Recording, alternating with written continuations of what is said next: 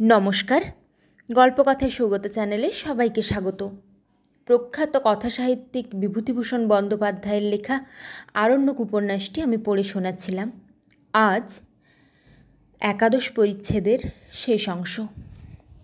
বটগাছতলায় যেন চারিধারে বড় বড় বাটনা বাটা শিলের আকারের পাথর ছড়ানো। রাজা বলিলেন, ইহাই তাহার বংশের সমাধিস্থান। একখানা পাথরের তলায় একটা রাজবংশীয় লোকের সমাধি। বিশাল বটতলায় সমস্ত স্থান জুড়িয়া সেই রকম বড় বড় শিলাখণ্ড ছড়ানো। কোনো কোনো সমাধি খুবই প্রাচীন। দুদিক হইতে ঝুড়ি নামিয়া যেন সেগুলিকে সাঁড়াশির মতো আটকাইয়া ধরিয়াছে। সেসব ঝুড়ি আবার গাছের গুঁড়ির মতো মোটা হইয়া গিয়াছে। কোনো কোনো শিলাখণ্ড ঝুড়ির তলায় একেবারে অদৃশ্য হইয়া গিয়াছে। ইহা হইতে সেগুলির প্রাচীনত্ব অনুমান করা যায়। রাজা দব্রু বললেন, এই বটগাছ আগে এখানে ছিল না, অন্য অন্য গাছের বন ছিল। একটি ছোট বটচারা ক্রমে বেড়ে অন্য অন্য গাছ মেরে ফেলে দিয়েছে। এই বটগাছটাই এত প্রাচীন যে এর আসল গুঁড়ি নেই। ঝুড়ি নেমে যে গুঁড়ি হয়েছে তারাই এখন রয়েছে। গুঁড়ি কেটে উপড়ে ফেললে দেখবেন ওর তলায় কত পাথর চাপা পড়ে আছে। এইবার বুঝুন কত প্রাচীন সমাধিস্থান এটা। সত্যই বটগাছ তলাটায় দাঁড়াইয়া আমার মনে একটা ভাব হইল, যাহা এতক্ষণ কোথাও হয় নাই। রাজাকে দেখিয়াও না, রাজকন্যাকে দেখিয়াও নয়, রাজপ্রাসাদ দেখিয়া তো নয়ই, কিন্তু পাহাড়ের উপরে এই সুবিশাল প্রাচীন বট তরুতলে কতকালের এই সমাধিস্থল আমার মনে এক অননুভূত অপরূপ অনুভূতি জাগাইল। স্থানটির গাম্ভীর্য, রহস্য ও প্রাচীনত্বের ভাব অবর্ণনীয়। তখন বেলা প্রায় হেলিয়া পড়িয়াছে।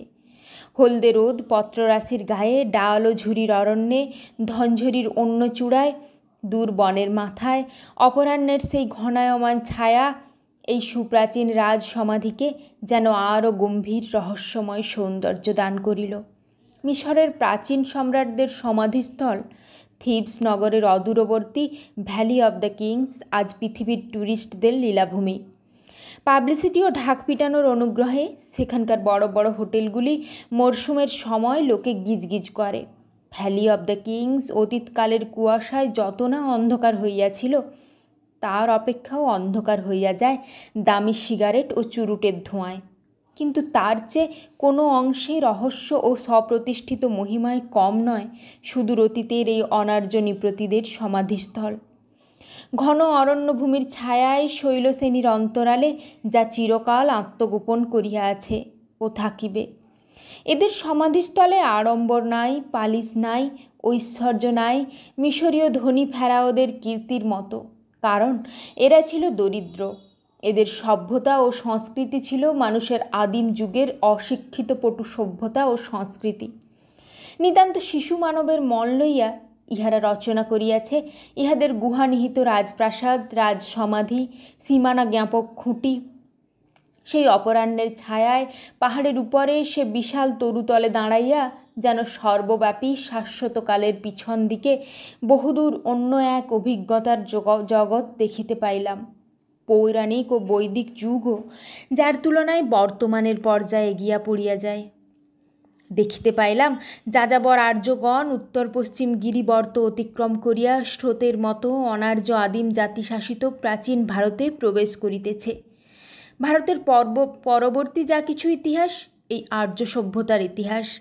বিজিত অনার্য জাতিদের ইতিহাস কোথাও লেখা নাই, কিংবা সে লেখা আছে এই সব গুপ্ত গিরিগুহায়, অরণ্যানীর অন্ধকারে, চূর্ণায়মান অস্থি কঙ্কালের রেখায়। সে লিপির পাঠোদ্ধার করিতে বিজয়ী আর্যজাতি কখনো ব্যস্ত হয় নাই। আজও বিজিত হতভাগ্য আদিম জাতিগণ তেমনই অবহেলিত, অপমানিত, উপেক্ষিত।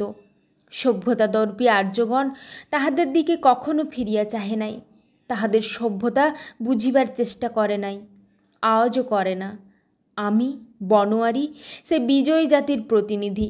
বৃদ্ধ দব্রুপান্না, তরুণ যুবক জগরু, তরুণী কুমারী ভানুমতি সেই বিজিত পদদলিত জাতির প্রতিনিধি।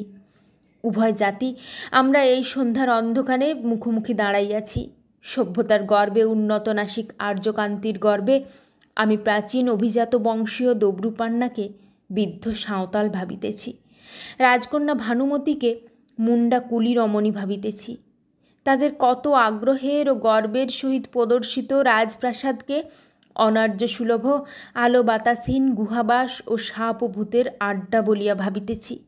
ইতিহাসের এই বিরাট ট্র্যাজেডি যেন আমার চোখের সম্মুখে সেই সন্ধ্যায় অভিনীত হইল। সে নায়কের কুশীলবগণ একদিকে বিজিত উপেক্ষিত দরিদ্র অনার্জনী প্রতি দব্রুপান্না, তরুণী অনার্য রাজকন্যা ভানুমতী, তরুণ রাজপুত্র যোগরূপান্না, একদিকে আমি আর আমার পাটোয়ারি বনোয়ারিলাল ও আমার পথপ্রদর্শক বুদ্ধু সিং। ঘনায়মান সন্ধ্যার অন্ধকারে রাজসমাধি ও বটতরুতল আবৃত হইবার পূর্বেই আমরা সেদিন পাহাড় হইতে নামিয়া আসিলাম। নামিবার পথে এক স্থানে জঙ্গলের মধ্যে একখানা খাড়া সিঁদুর মাখা পাথর, আশেপাশে মানুষের হস্তরোপিত গাঁদা ফুলের ও সন্ধ্যামণি ফুলের গাছ, সামনে আর একখানা বড় পাথর, তাতেও সিঁদুর মাখা। বহুকাল হইতে নাকি এই দেবস্থান এখানে প্রতিষ্ঠিত। রাজবংশের ইনি কুলদেবতা। পূর্বে এখানে নরবলি হইত। সম্মুখের বড় পাথরখানি জুপরূপে ব্যবহৃত হইত। এখন পায়রা ও মুরগি বলি প্রদত্ত হয়। জিজ্ঞাসা করিলাম, কি ঠাকুরিনী? রাজা দব্রু বলিলেন, টাঁড় বারো, বুনো মহিষের দেবতা। মনে পড়িল গত শীতকালে গনু মাহাতোর মুখে শোনা সেই গল্প। রাজা দব্রু বলিলেন, টাঁড় বারো বড় জাগ্রত দেবতা। তিনি না থাকলে শিকারীরা চামড়া আর শিঙের লোভে বুনো মহিষের বংশ নির্বংশ করে ছেড়ে দিত। উনি রক্ষা করেন। ফাঁদে পড়বার মুখে তিনি মহিষের দলের সামনে দাঁড়িয়ে হাত তুলে বাধা দেন। কত লোক দেখেছে। এই অরণ্যচারী আদিম সমাজের দেবতাকে সভ্য জগতে কেউ মানে না, জানেও না।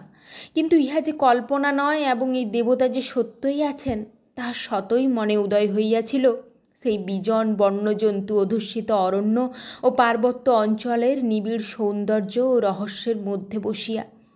অনেকদিন পরে কলিকাতায় ফিরিয়া একবার দেখিয়াছিলাম বড় বাজারে জ্যৈষ্ঠ মাসে ভীষণ গরমের দিন এক পশ্চিমা গাড়োয়ান বিপুল বোঝাই গাড়ির মহিষ দুটাকে প্রাণপণে চামড়ার পাঁচন দিয়া নির্মমভাবে মারিতেছে।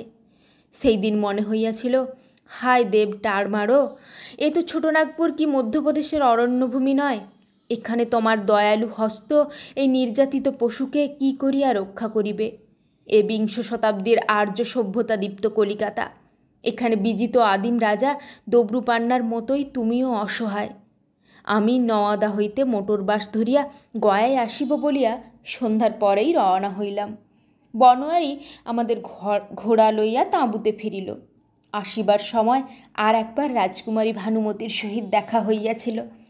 সে এক বাটি মহিষের দুধ লইয়া আমাদের জন্য দাঁড়াইয়াছিল রাজবাড়ির দ্বারে। ধন্যবাদ।